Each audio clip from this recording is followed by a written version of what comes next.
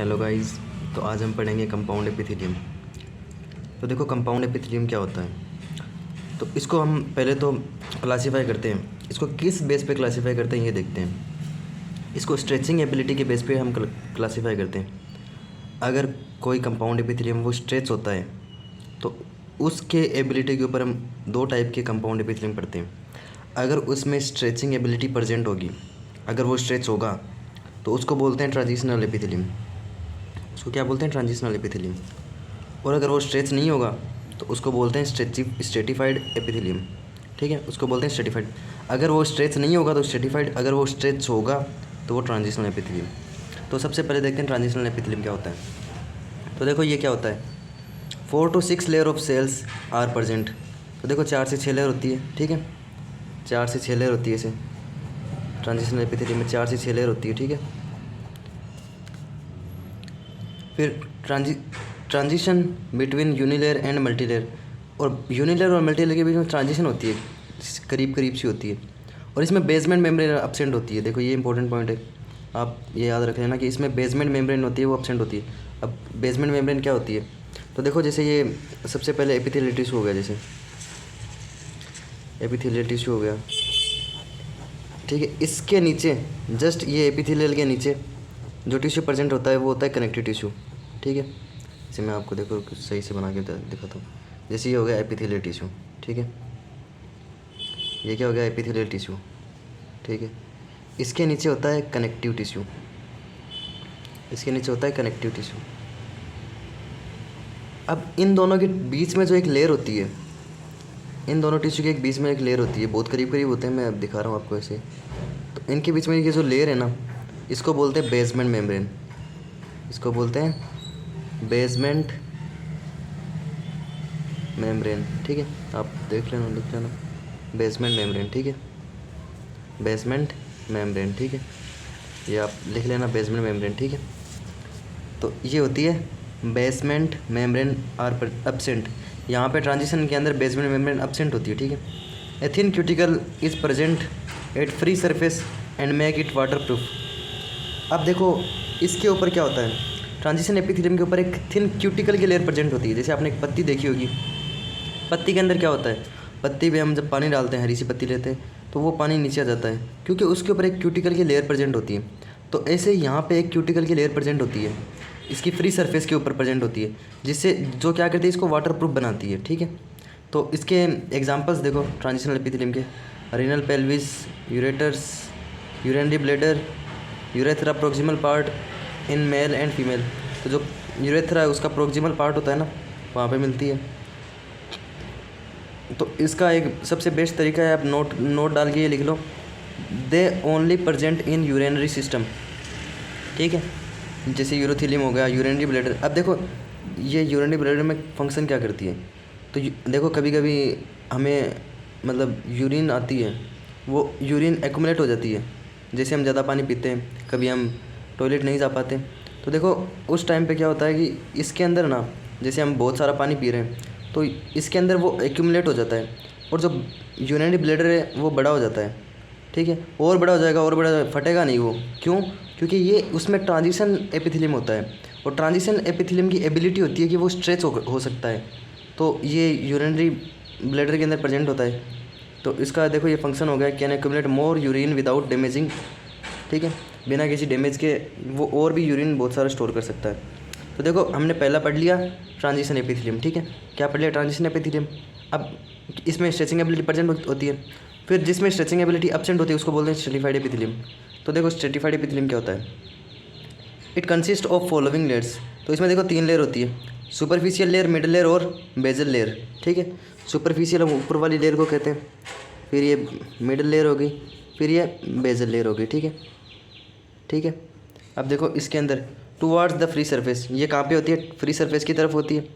और middle layer में polygonal sales होती है, और बेजल लेयर होती है उसमें कॉलमनार और क्यूबिडल सेल होती है, जो एपिथेलियम में पढ़ा है। ठीक है, तो देखो ये सुपरफिशियल लेयर है ऊपर वाली, ये वाली लेयर है, ये है सुपरफिशियल लेयर। और ये कहाँ पे होती है? Toward free surface, free surface की तरफ होती है। ये क्या होती, कहाँ होती है?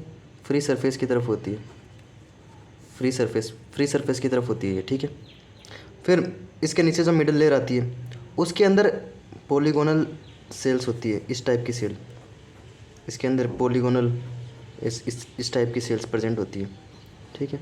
यहाँ पे इस टाइप की सेल प्रेजेंट होती है, ठीक है। पॉलीगोनल सेल ऐसे पास पास पॉलीगोनल इस तरह की ये इस तरह से अरेंज होती है, ठीक है। पॉलीगोनल सेल अरेंज होती है। फिर देखो ये सुपरफिशियल पार्ट हो गया, ये क्या होगा, सुपरफिशियल,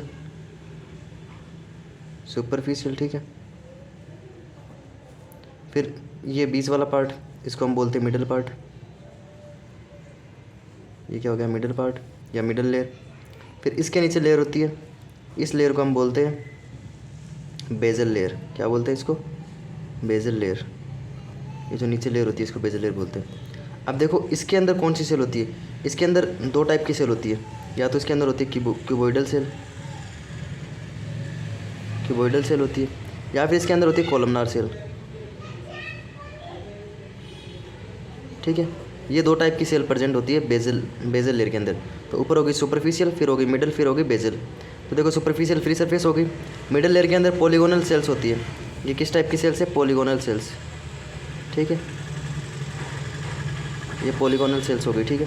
फिर जो बेजल वाली लेयर है उसके अंदर दो टाइप की सेल होती है, क्यूबॉइडल सेल होती है और कॉलमनार सेल होती है, ठीक है।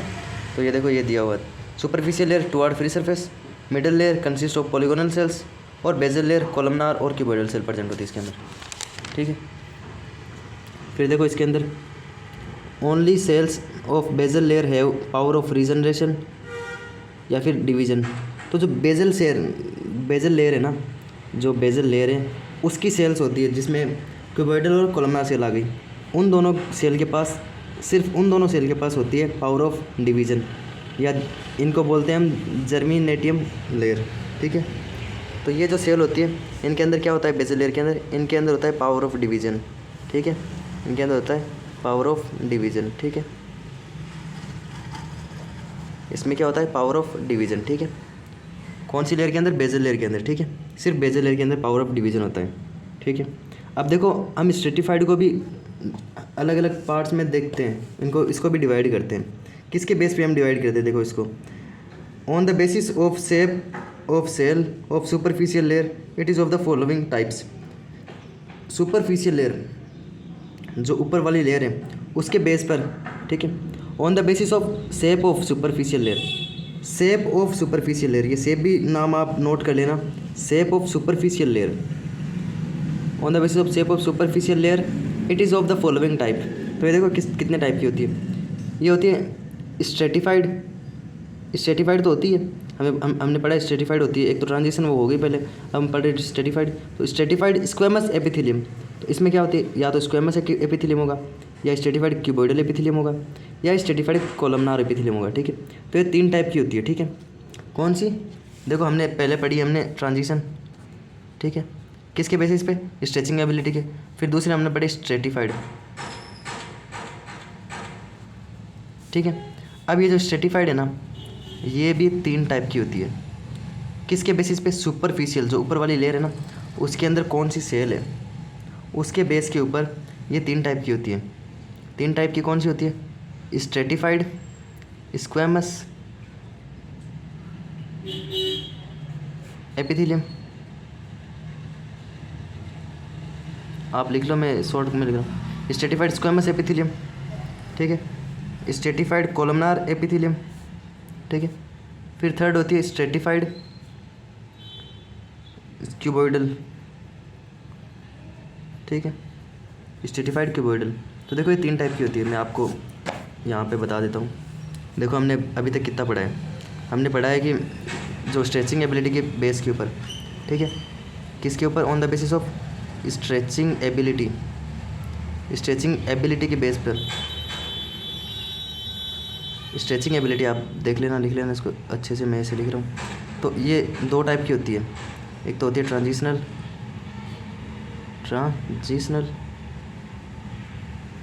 और एक होती है स्ट्रेटिफाइड।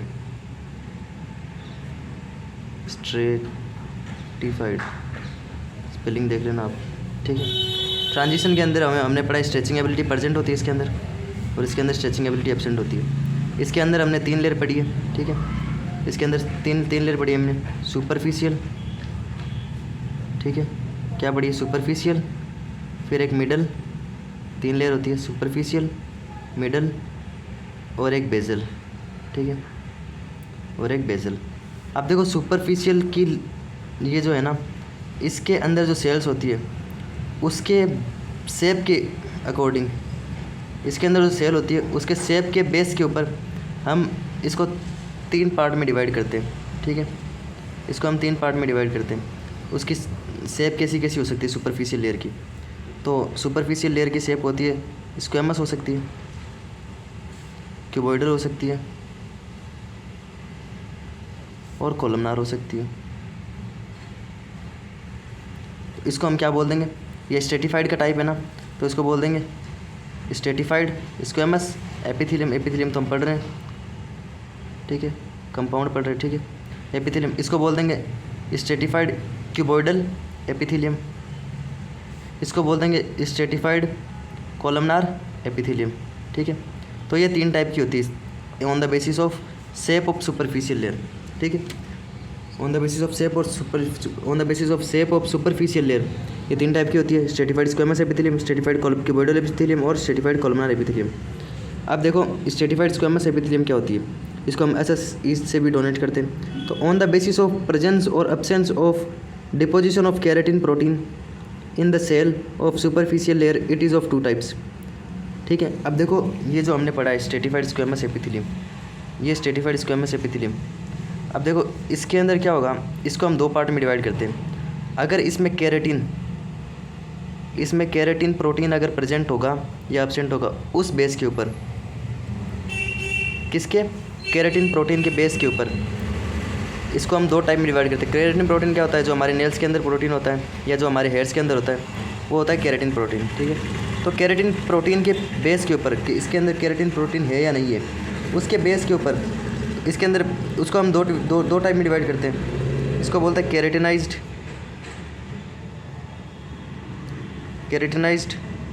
स्ट्रेटिफाइड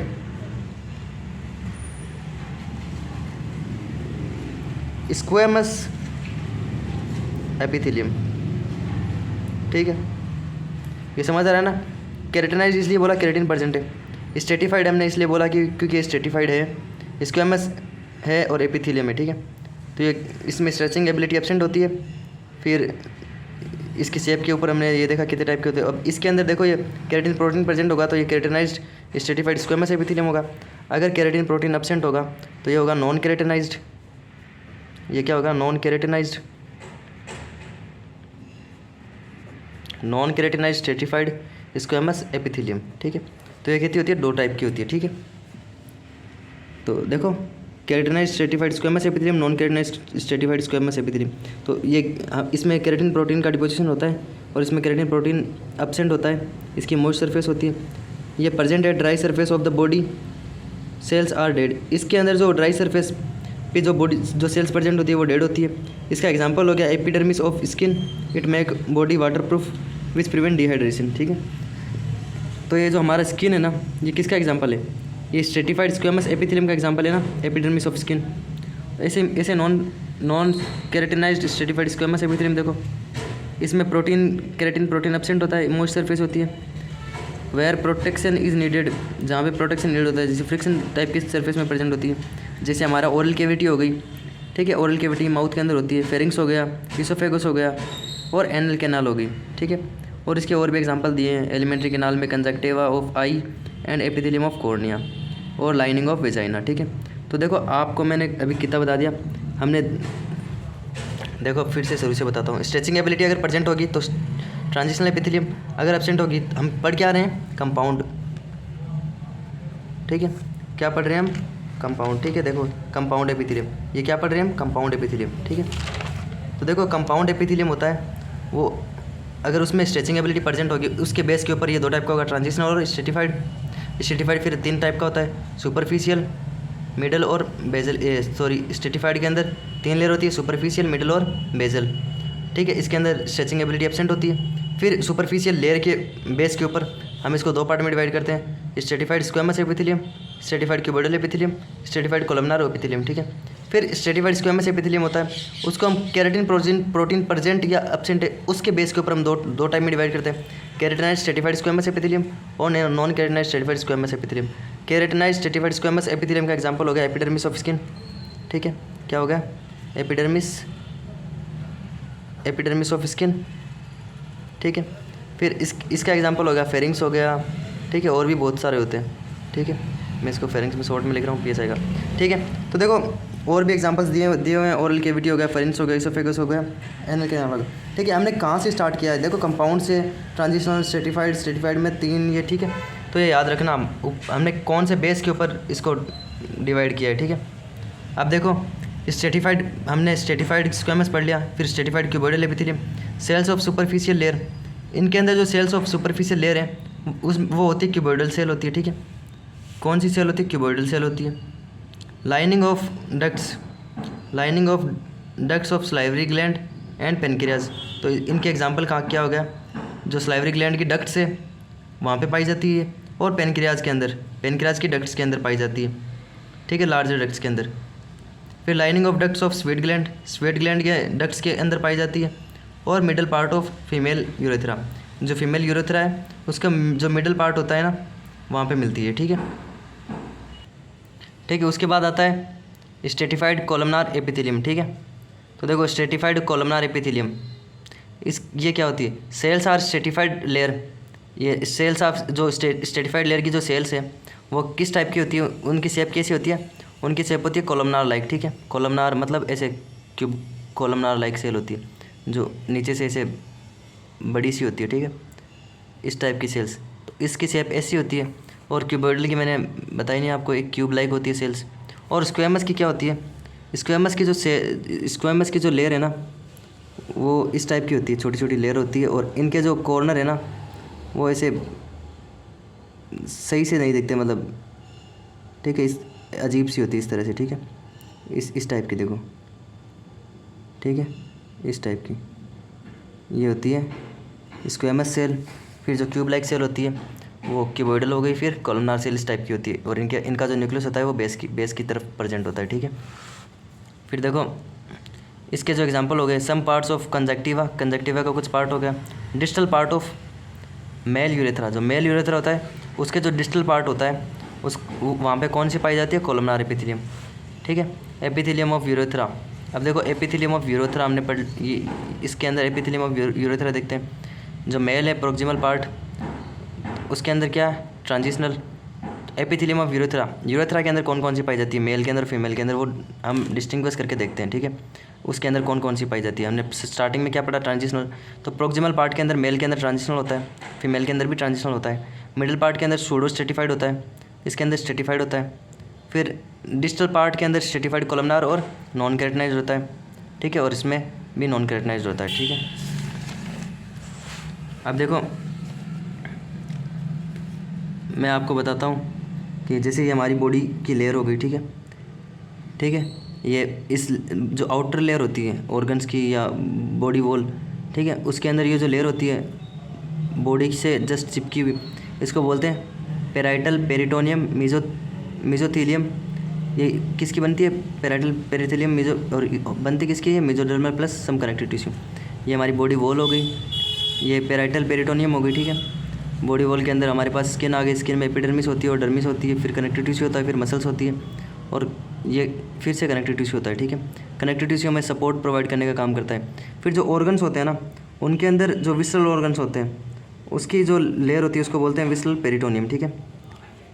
ये याद रख लेना, ऐसे GIT का मैंने, ठीक है, बताया आपको, एलिमेंट्री के नाल का GIT बताया मैंने, ठीक है।